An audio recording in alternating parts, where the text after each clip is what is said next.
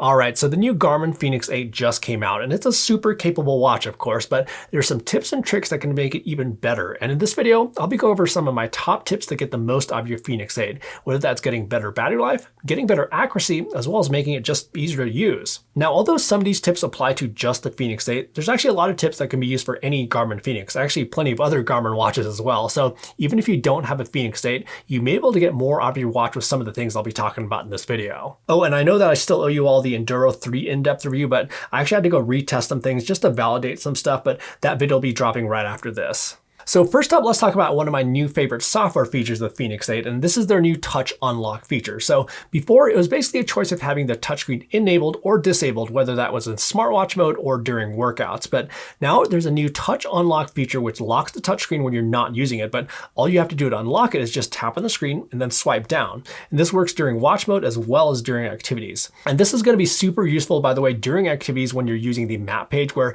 you can just quickly unlock the map page to pan around and just kind of browse around the map, and then it locks after you're not interacting with it, which prevents accidental swipes or taps with sweat. Another new feature with the Fenix 8 is their new notification center, where you can access notifications quickly by pressing the up button, which is different than what they had before, where this would actually get you to the bottom of your widget stack. But don't worry, if you don't really need that notification center, you can actually turn it off and go back to the traditional behavior by going into settings, then going to the bottom, and then just turning off notification center, and then you're back to just looping through your widget list. And then another just really quick one, which isn't actually exclusive to the Fenix 8, you can actually do this with pretty much any Garmin watch, is that you can get back to the watch face quickly by just placing your hand over the display, which is just going to be much faster than pressing the back button repeatedly, especially if you're like deep inside the settings or something like that. So next up, let's talk about voice commands, which you can access by long pressing the upper right hand button. Now, there's some voice commands which I'm not entirely sure how useful they are, like let's say starting a run or a ride, or basically any other commonly used activity profile, especially if you have one of those profiles pinned to the top of your activity list. It basically takes like 2 button presses to get to one of those profiles. However, it can be useful for starting a not so commonly used activity profile. Like let's say you want to go ice skating or something like that, and that's not something that you normally do. So rather than have to scroll through that entire huge list of activity profiles to find it, you can just use the voice command to start ice skating, which I think is definitely useful. I find the voice commands that I do actually personally use a lot are going to be setting timers and alarms, and also canceling said timers and alarms. But knowing how much time is actually left on that timer is useful. But I found that saying, "How much time is left on the timer? How much time is left on my timer?" or don't work. However, show me the timer works. Show me the timer. However, that could definitely be updated in the future to recognize more phrases. And then for voice commands during activities, you can open navigation to get to all those functions quickly, which I found to actually be useful, and then saving a location can also come in handy. The usefulness of the voice commands will totally be up to how you use your watch, of course, so definitely drop any of your favorite commands that you find to be useful down in the comment section down below. Oh, and I'll also have a link to the list of voice commands that are currently available in the description below as well. And then another tip when it comes to convenience are hotkeys, and these are long press shortcuts that you can assign to all your keys, but it's not just long pressing one key. You can actually have a combination of 2 keys that you can long press to do certain functions on your watch. So by default, long pressing the upper left-hand key gets you to your controls menu. Long pressing the middle left-hand key gets you to your settings. The lower left-hand key opens up music. The lower right-hand key opens up your most recently used widgets or apps. And then the upper right-hand key opens up the voice command feature. Oh, and then you probably already know this tip, but if you don't, double pressing the upper left-hand key enables the flashlight. But you can assign more functions. So if you go into your settings, system settings, then shortcuts, and then you can actually assign shortcuts to pressing 2 buttons together at once. One of the shortcuts I have set up are using the light key and the back key together to lock the device so there's no accidental button presses. And this is actually something I do for stuff like mountain biking and rock climbing, where I'll actually sometimes put the watch in my pocket while having an external heart rate strap paired. And it's basically just to protect the watch in case I take a spill or something like that.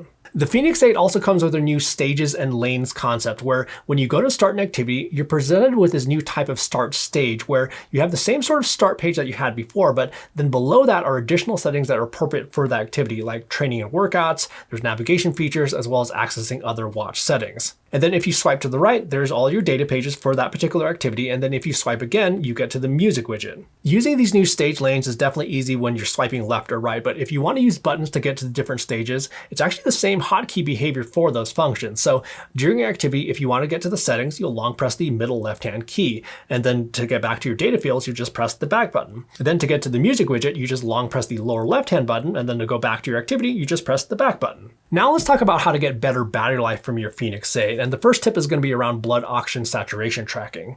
So I use this during sleep, but if you turn this on for all day tracking, this will take a pretty big hit on battery life. So that's definitely something to consider while using this feature.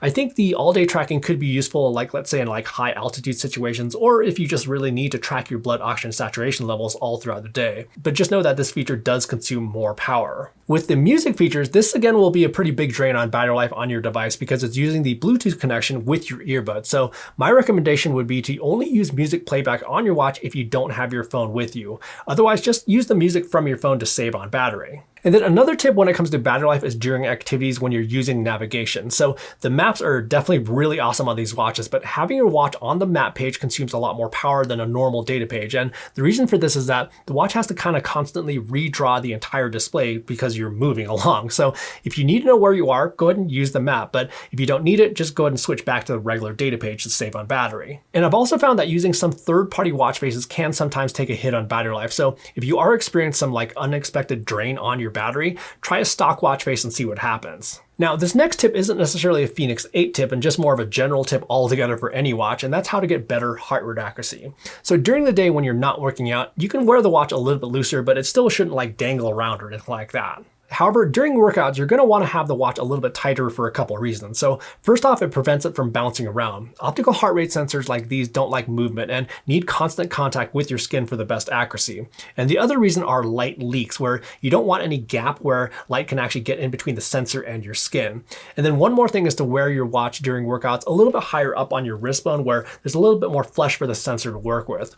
These sensors work better where there's more blood vessels, so if you move it up just about an inch or so above your wrist bone, that's better for accuracy during workouts. You definitely don't want to like completely like cinch off circulation like that, but definitely have it nice and snug. And then related to heart rate accuracy are also watch bands. So if you watch my Fenix 8 review, you probably noticed that I wasn't using the stock silicone band that comes on the Fenix 8. I actually switched it out for their UltraFit band, which is kind of like my go-to band. Their UltraFit bands are these nice, stretchy, and super comfortable bands that I find to keep watches a bit more secure on the wrist due to their stretchiness, and I just find them to be a little bit more comfortable. And then when it comes to training and performance feedback, so the Fenix 8 and quite frankly, tons of other Garmin watches can collect VO2 max for running, cycling, as well as walking. So to get a VO2 max estimate for running and walking, you need to run for at least 10 minutes outside with GPS, and you must also be recording heart rate, and your heart rate must be at least 70% of your max heart rate for at least 10 minutes of that activity. And then for cycling, you can actually do this indoors or outdoors, but the additional requirement is that you do need to have a cycling power meter, whether that's going to be from a smart bike trainer, power meter cranks, or power meter pedals. Oh, and then also make sure all your physiological metrics are up to date and current in Garmin Connect, because those do translate over to all the training performance feedback that your watch delivers. And while we're talking about maps, again, this isn't necessarily a Fenix 8 tip specifically, but when it comes to downloading maps, I'd actually highly recommend plugging the watch into your computer to do this versus using the map manager tool on the watch to do it over Wi-Fi.